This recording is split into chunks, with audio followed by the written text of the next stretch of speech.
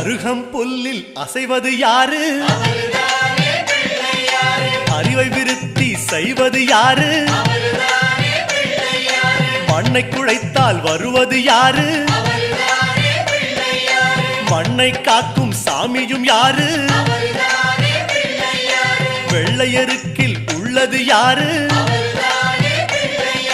வெற்றி கொடுக்கும் நாயகன் யாரு? முன்னே வந்த சாமியும் யாரு? அவரும் வாழ்வது எங்கே கூறு?